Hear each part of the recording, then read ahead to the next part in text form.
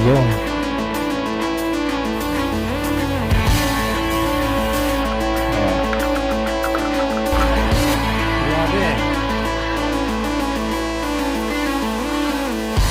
Wala mo na di tayo magaling. Ito mga tips na kailangan natin. Pag-uusapan natin ngayon, siyempre, Okay. puro sa Yeah.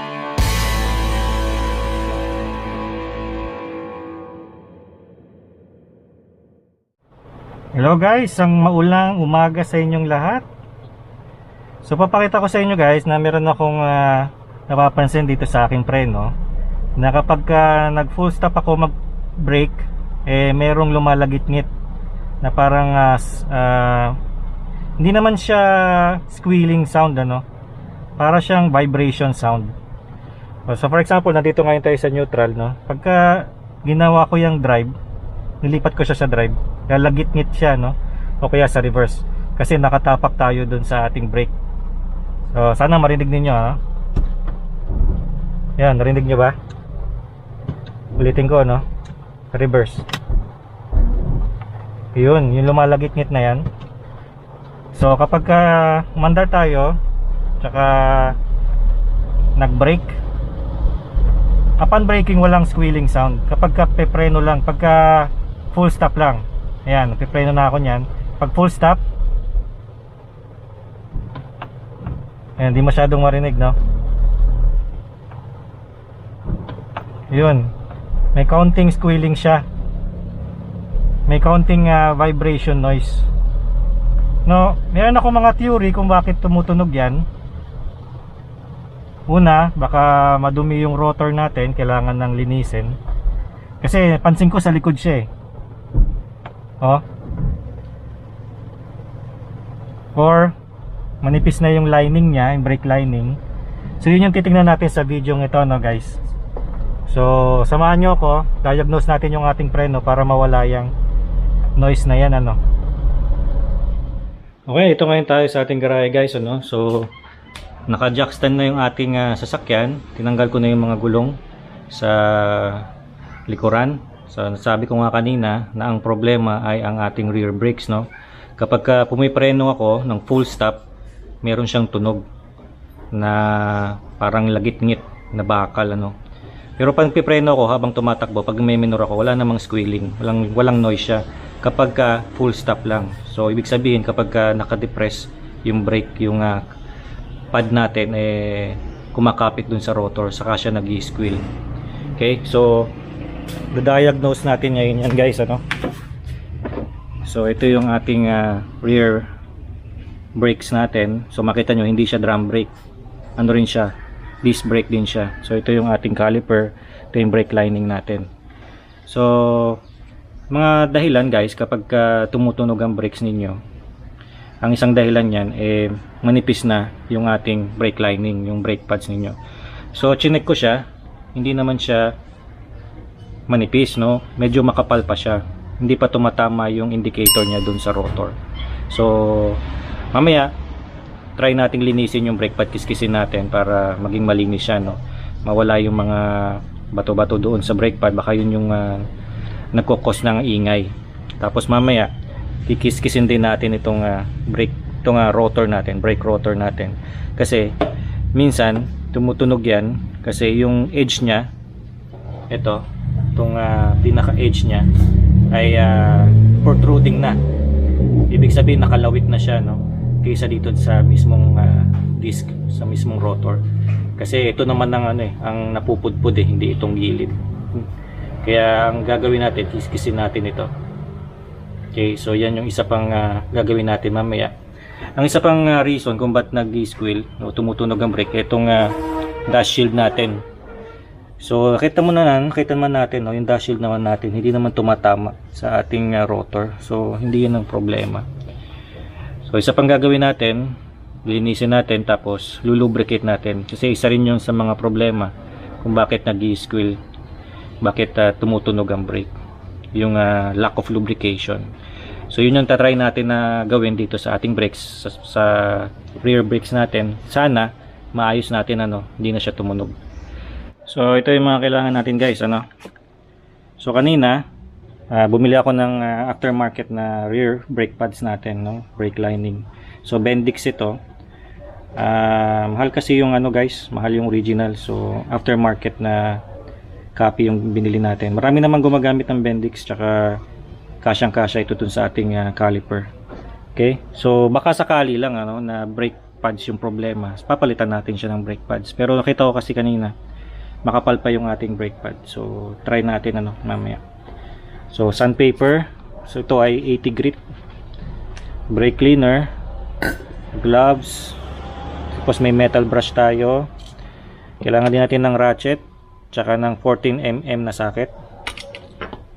Phillips flathead screwdriver, long nose na plier, tapos silicone paste para sa ating guide pin, tapos yung grasa natin, all purpose grease. Okay, so yan yung mga kailangan natin para linisin natin itong ating brake sa likuran. Okay,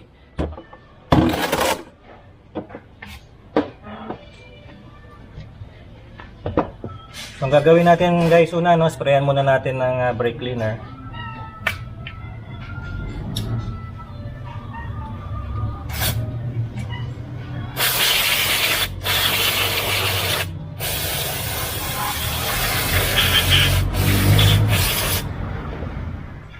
So makita nyo dyan guys, so kakaiba itong caliper na ito dun sa kanyang front brake. Natatandaan nyo, naglinis tayo ng front brake pad natin, di ba? Yung front caliper natin, meron akong video nun. So ilalagay ko yung link sa description tsaka dyan sa cards natin para mapanood niyo kung paano maglinis sa harapan naman, yung disc brake sa harapan.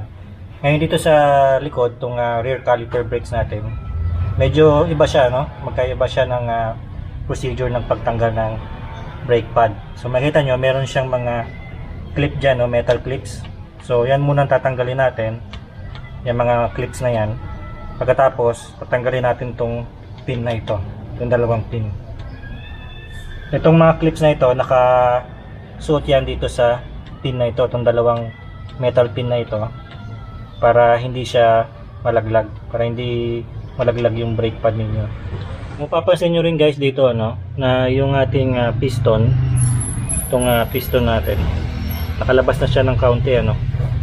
Sobrang labas na siya. Hindi naman sobrang sobra. So kasi itong ating brake lining, itong pad natin ay nasa kalahati na siya. So normal lang yan no, yung ganyang itsura ng piston natin. So pagtanggal na ito ng brake pad, tanggalin nyo muna yung mga metal clips na yan. So nakasuot lang ito dyan. Yan.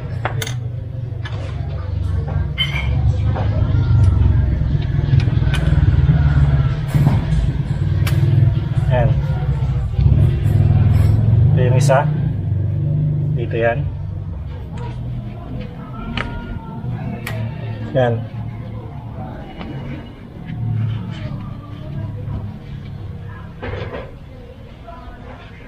Kasi ito namang isa.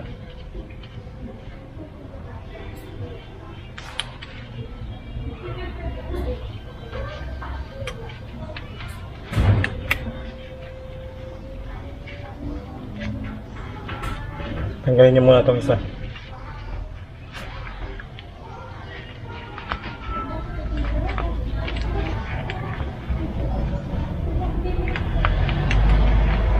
Yan. Tapos niyan, mahahatak nyo na yung isa, yung metal pin. Yan.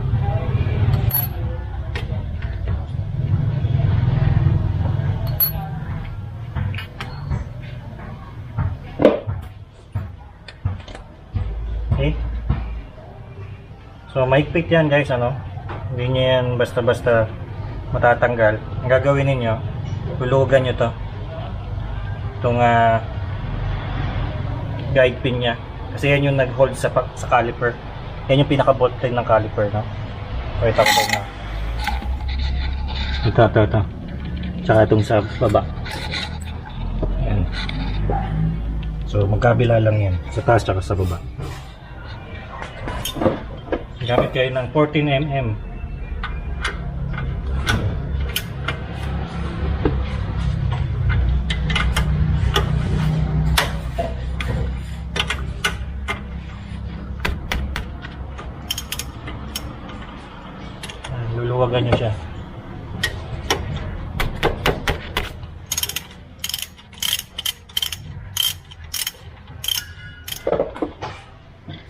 Para matanggal yan, dapat ma-push yung piston sa loob, no? So, gamit tayo ng flathead, pupush natin itong pad. Okay? Yan.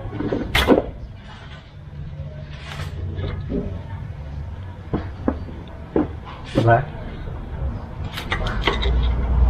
Maluwag na siya. Yan. Pumasok na siya, no? Yan. Nakakuha na natin yung brake pad.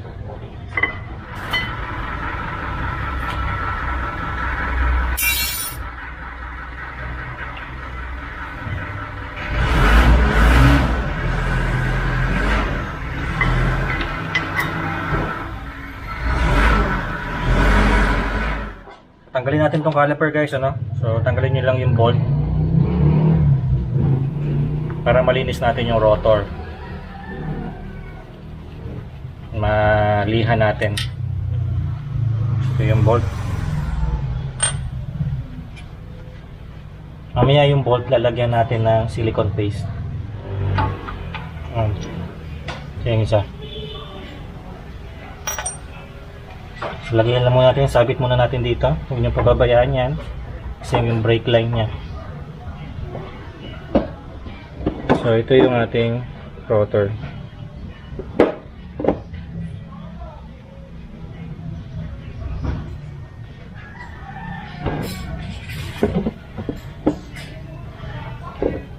So kahit naka-park yung inyong gear, maiikot nyo yan basta't naka-lift, no? Yung inyong sasakyan. Pero kung hindi naka-lift, hindi nyo maiikot itong gulong pag naka-park. Dapat lagay nyo sa neutral. So yung ating preno nakababa na rin, no? Yung emergency brake natin, yung parking brake. Okay? So lihain natin yung gilid lang, no guys? Gilid lang. Okay? Hanggang sa matapos natin yung buong rotor.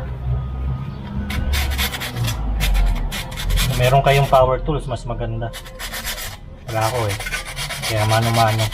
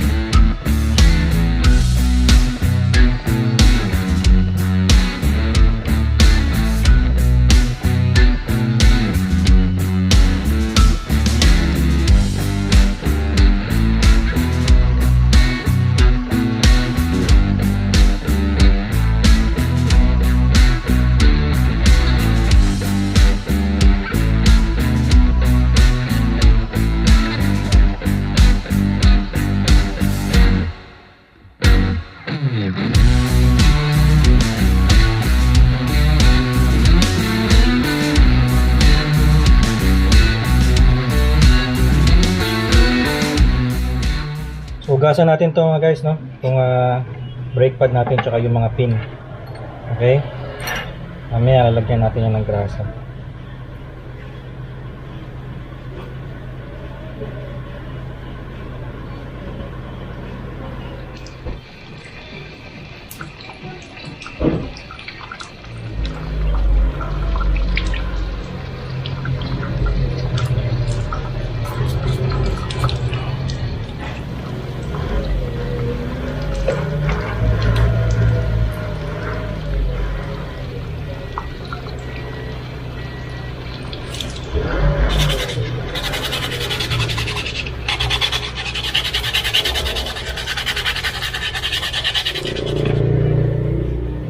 Ginawa ko na rin yung sa kabila guys. So, tignan natin. So ibalik na natin siya guys, ano? Pero bughan muna natin to ng brake cleaner.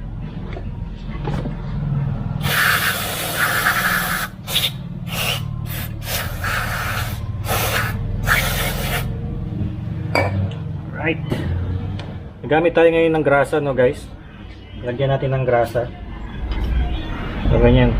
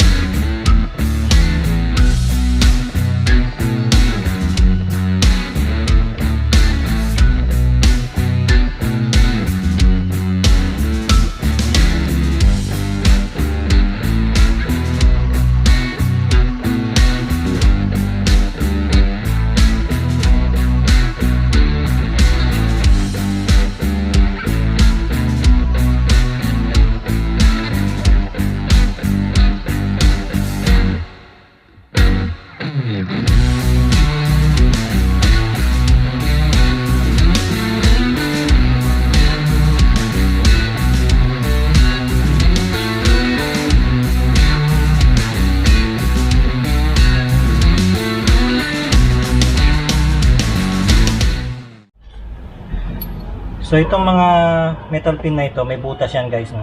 May butas yan dyan. Dyan papasok yung mga clips mamaya. So lagyan natin ng grasa din, no?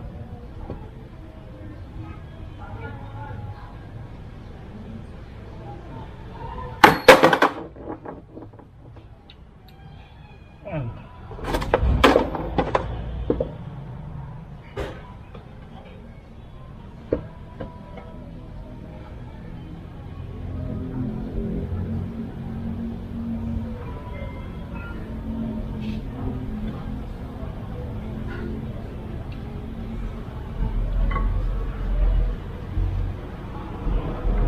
Pasok nyo lang. Ayan. Lulusot nyo lang siya. Okay. So ito muna. Ayan.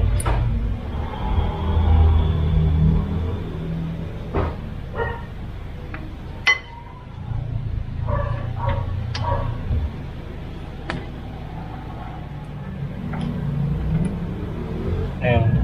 Okay. Ito, sabit nyo lang dun.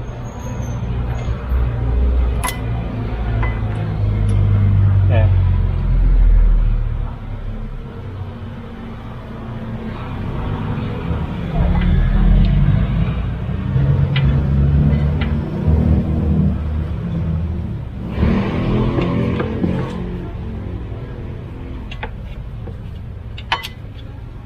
Ayan.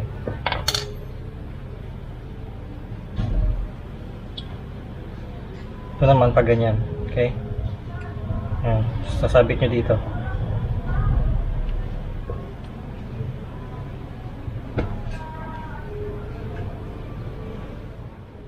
So ito yung pinaka-lock nya. Okay? Ito yung pinaka-lock. So hanapin ninyo yung butas dito sa dalawa.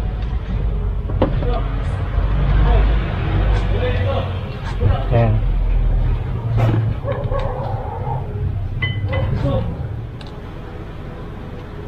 Yan, so nakapasok na siya, no? Ilalim to, no? So ilalim yan. Yan. So pasok nyo na to dito. There. Ito naman, dito. Pasok nyo dito sa butas.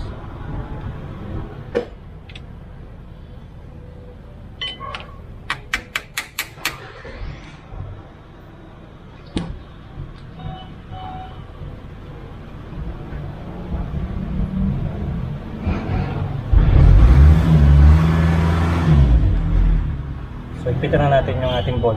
Okay?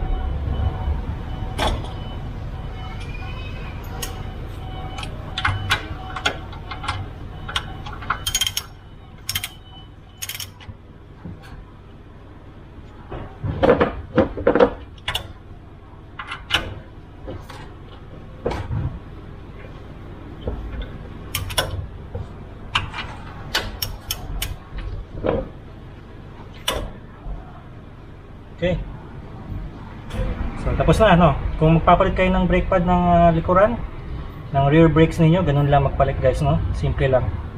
Okay, so alam niyo na kung paano magpalit. Ngayon, testing natin ito. Hindi ko na ipapakita yung sa kabila. Parehas lang naman ang procedure na gagawin ko doon. So, test na natin ito. Kapag umingay pa, papalitan natin ito ng bagong brake pad. No, bumili na ako ng bagong brake pad. So, hindi ko na ipapakita yun guys, no? So, try natin. Sadly guys, tumutunog pa rin yung ating preno. Kapag nagpo-full stop tayo, meron pa rin siyang tunog. So, off cam, ginawa ko, pinalitan ko yung brake pad, ginawa ko yung bagong brake pad natin, nilagay ko.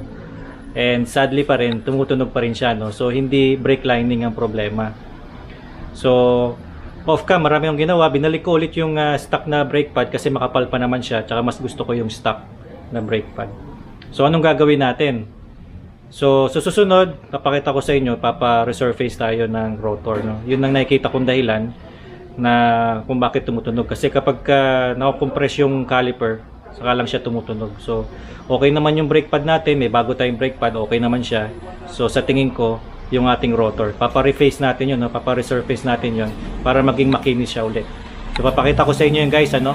Kung magkano magpa-reface ng rotor ng Montero Sport. So, sa future natin na video yan. For now, siguro, hayaan ko muna na tumutunog. Baka sakaling mawala naman yan after a few weeks. Tapos, kung ganun pa rin, papa-reface tayo. So, kahit na naging fail yung ating DIY ngayon, okay lang yun kasi alam ko natuto kayo kung paano tanggalin yung brake pad sa rear brakes ng Montero Sport. So kung ang Montero nyo ay Gen 3, ganun din, parehas lang din yan ng pagbaklas. Okay, saka paglilinis, nalaman nyo rin kung paano linisin yung brake caliper tsaka yung brake pads. So sana natuto kayo sa video ito, pakisuyo na i-like ito at mag-subscribe kayo guys. Ano? Maraming salamat at sa ulitin.